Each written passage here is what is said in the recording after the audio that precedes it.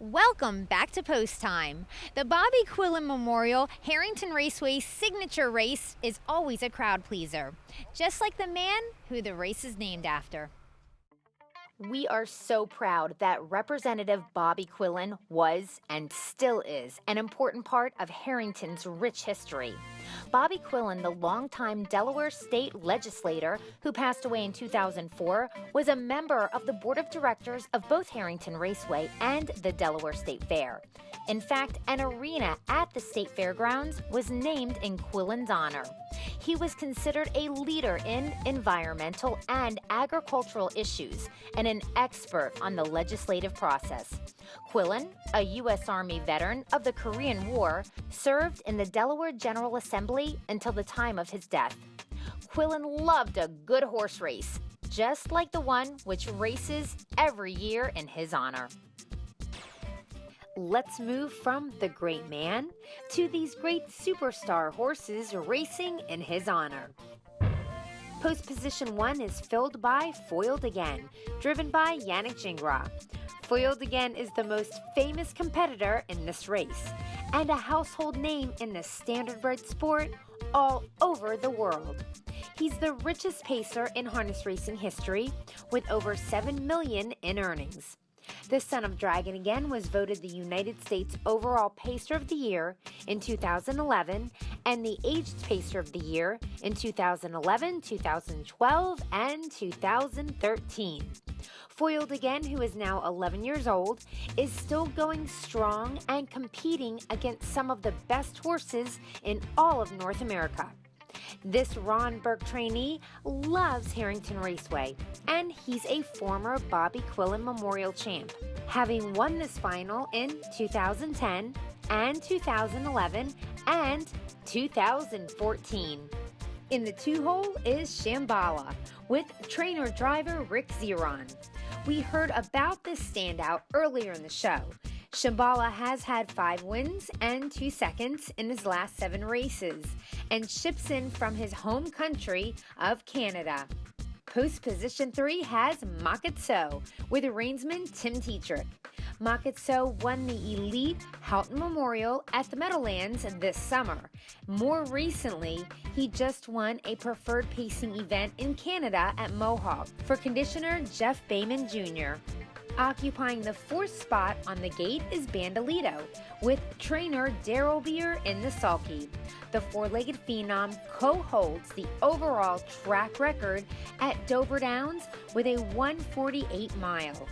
He was also the horse of the meet for 2014-2015 at our Delaware 5/8 mile oval. Moving on to post 5, it's Dancin' Yankee, getting the driving services of Ross Wolfenden for the Josh Green stable. This equine is the fastest in this field with a 1:47.2 world record career best. This pacer is also one of 4 millionaires in the race. On to the 6-hole and its Great Vintage and Brett Miller at the controls. This standout side wheeler has been competing against top competition in New York and Pennsylvania and is trained by Hall of Famer Jimmy Takter.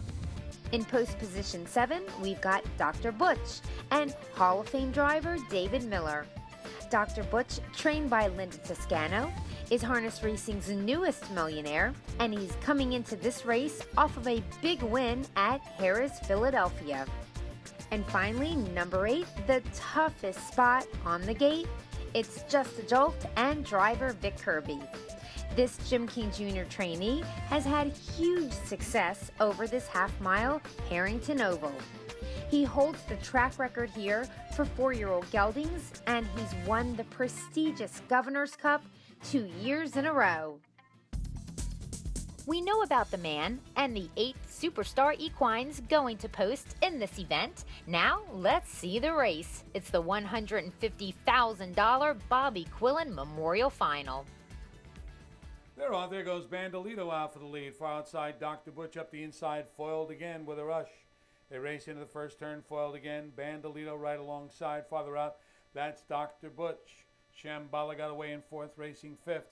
Is Great Vintage, who got away in front of Makatso. Then it's Dancin' Yankee, Just a Jolt. They race up the backstretch. And on the outside, Bandolito is parked.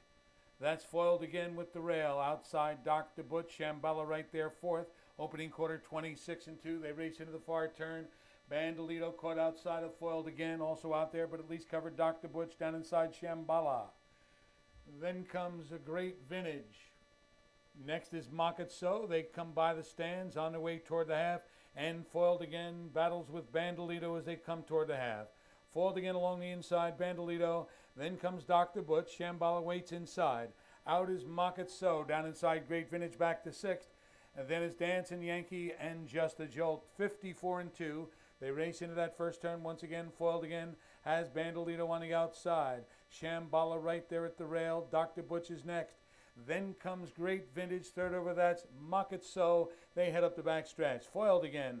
Dr. Butch is three wide. They go to three quarters. Dr. Butch after foiled again. Bandolito between them. Shambhala waits following three wide. Makatso. They go by three quarters. 123-3 into the final turn. Foiled again. Foiled again with Dr. Butch. Here comes Makatso on the far outside. They come over toward the top of the stretch. Foiled again. Makatso and Dr. Butch between those two. They come off the turn. And Makatso is after foiled again. Shambhala just got loose. They come through the stretch. And it's Makatso on the outside. Makatso beats foiled again. Shambhala third in 151-1. The 2015 edition of the Bobby Quillen Memorial is in the books. We're going to send it over to Assistant General Manager of Harrington Raceway, Matt Sparacino, for more. Makatso, it made a big move late. Timmy, tell us about this horse. You've driven him quite a bit. You have a good relationship with the Baymont barn. What were your thoughts going in? I really like my horse as long as there was enough speed up front, and I really thought I had a good shot at winning. And I drew a good spot and didn't have to use him much early, and they had enough speed up front, so I just needed him to have a good kick, and today he did. You talk about wanting to see some good pace up front. You certainly got that, half in 54-2. Not unlike the Halton Memorial night at the Meadowlands. Tell us about the trip and how good you felt coming home. My horse felt really good. He was very sharp and wry in the post parade there, and he just was really ears up and paying attention like he did on Hambo or in the Houghton race. So, he got a little sick after that, and he's kind of been off and on, but he's coming back into form, and he showed that today. You've teamed up with the Baymont stable quite a bit throughout the year. Tell us about your success for the Baymont barn. Well, they're great to work with, and they've got really good horses, and they allow me to make some mistakes, and they keep putting me up. So it's good. We've had a good relationship, and hopefully it continues. Obviously, a horse, of course, near and dear to your heart, and there's two particular horses on the three-year-old circuit that are very popular here locally. Of course, Wakizashi Hanover, horse that you've driven throughout the year, and of course, Wiglet Jiglet, horses that have been in the top 10 poll throughout the year. Of course, Wiglet Jiglet currently ranked number 1. Tell us about the success you've had with Wakizashi Hanover for locally owned, or locally trained, I should say, Jim King barn. They're very close friends of mine, Jimmy and Joanne, and they've done a great job with that horse. He stayed sharp all year, and a few times we just had some bad draws and couldn't always get in the race, but and that Wiglet, man, he's a freak. He really is. He's a great horse. He's tough as nails, and he's hard to beat, but we have beat him, so it's always possible. Well, Tim, on behalf of all of us here at Harrington Raceway, we want to congratulate you. Want to bring Mr. Baymont in here next. Jeff, congratulations on a great win with Makatso. We haven't seen you here in the past. Tell us a little bit about your background and how you came to be here with Makatso tonight. I've been around horse racing my whole life. My dad had horses when I was a kid and just kind of hung around it, and eventually found myself in the barn.